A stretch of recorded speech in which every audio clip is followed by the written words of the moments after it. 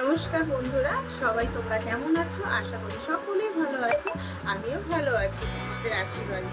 তো আজকে তোমাদেরকে আমি আমাদের একটা মন্দির আছে পাড়ায়, তো মন্দিরটা পুরোটা তোমাদের সাথে কোনোদিন শেয়ার করিনি। তো আজকে ভেবেছি সেই মন্দিরটা তোমাদের সাথে শেয়ার করবো। তো চলো মন্দিরটা আজকে দেখবে, আর কীরকম আমাদের এখানে মন্দিরটা কেমন সেটা অবশ্যই আমার কমেন্টে কিন্তু জানিও। তো চলো দেখবে। গুড মর্নিং ফ্রেন্ডস, সবাই কেমন আছো? আশা করি সবাই ভালো আছো, আমিও ভালো আছি।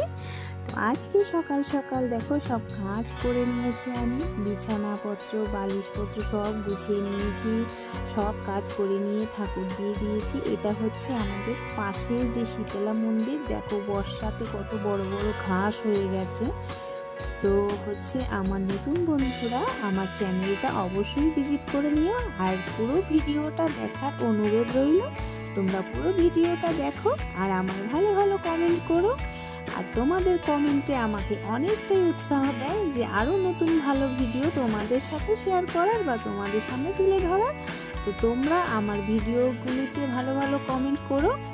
আর দেখো আমি কিন্তু বেরিয়ে পড়েছি, তোমাদেরকে বলেই দিয়েছি আগে যে আমি একটা মন্দির আছে আমাদের পাড়াতে, সেইটাই তোমাদের সাথে শেয়ার করব। তো আমি কিন্তু অলরেডি চলে যাচ্ছি সেই মন্দিরে। তো তোমরা আমার সাথে চলো, মন্দিরটা দেখো, তোমরাও দর্শন করো যে মায়ের মন্দিরটা কতটা সুন্দর।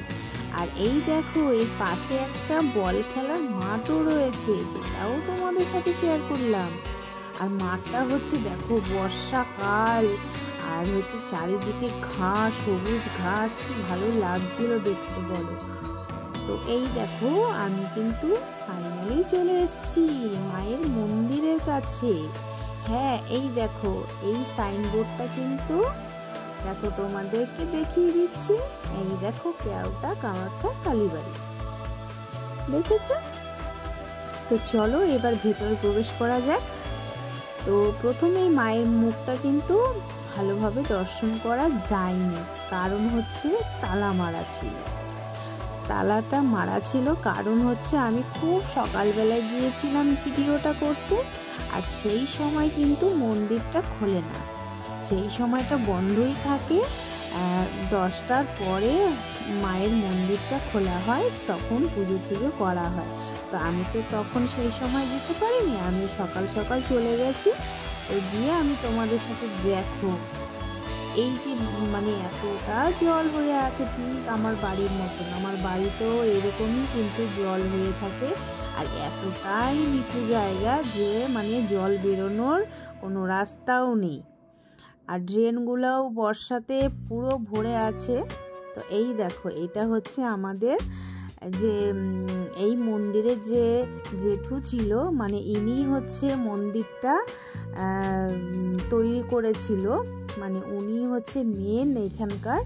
তো এই জেঠুই কিন্তু আগে সব মায়ের মানে পুজো টুজো সবই এই জেঠুই করতো, আর ওখানে উনি যজ্ঞ করতো। মানে আমি তো এখানে মানে এসেছি নতুন, তো সবার মুখে শুনি উনি নাকি খুব জাগ্রত ছিল, উনি যেটা বলতো সেটা হতো, এইরকম আর কি। তো খুব ভালো মানুষ ছিল উনি। তো উনি আর এই পৃথিবীতে নেই, ওনার সমাধিটাও এই পাশেই রয়েছে। তো আমি কিন্তু পুরো মন্দিরটাই তোমাদের ঘুরিয়ে ঘুরিয়ে দেখাচ্ছি, তোমরা কিন্তু দেখে নাও, ঠিক আছে? আর হচ্ছে আর চারিধারে যে গাছগুলো আছে ছোট ছোট, এগুলো হচ্ছে অনেক ফুলের চারাও আছে, অনেক ফলের গাছও আছে। কারণ এই দিকটা তো কাদা কাদা, আমি কিন্তু নামতে পারিনি। তো আমি তোমাদেরকে নেক্সট দিন যেদিনকে পুজো হবে সেই দিন পুরো আবার ভালো করে দেখাবো, কারণ বর্ষাকাল তো, আর বর্ষাকালে বুঝতেই পারছো চারিধারে কতটা জল, তারপরে পিছল, ভাবছি যদি পড়ে যায় পা পিছলে। তো সেই কারণে কিন্তু আমি দূর থেকেই ক্যামেরাটা করেছি। দেখো এই পাশে একটা পুকুরও রয়েছে, আর পুকুরটার মধ্যে অনেক মাছ চাষ করা হয়। এই যে যে সাদা ঘরটা আছে এই পাশে, সাদা ঘরটার মধ্যে কিন্তু জেঠুর সমাধিটা আছে। তো আমি আরেকদিন তোমাদেরকে যেদিন যোগ্য হয় সেই দিনকে তোমাদেরকে কিন্তু শেয়ার করবো। তাই দেখো আমি যেহেতু বন্ধ ছিল, আমি তোমাদের সাথে পুরোটা কিন্তু শেয়ার করতে পারলাম না বন্ধুরা। তো দেখো ফুলগুলো কিন্তু দারুণ সুন্দর, আমি দেখো ক্যামেরা দিয়ে তুলেছি, মানে অপূর্ব লাগছিল ফুলগুলো দেখতে। ফুল গাছে ফুটে থাকলে যে এত সুন্দর লাগে বন্ধুরা, কি বলবো। দেখো এইসব গাছগুলো মানে খুব সুন্দর লাগিয়ে রেখেছে। তো যাই হোক, অনেক কথা হলো। তোমরা অবশ্যই ভালো থেকো, সুস্থ থেকো, আর আমায় কিন্তু অবশ্যই কমেন্টে বলো আমার এই ভিডিওটা কেমন হয়েছে তোমাদের কাছে। আর আরও ভিডিও বানাবো, তোমরা অবশ্যই আমায় সাপোর্ট করো।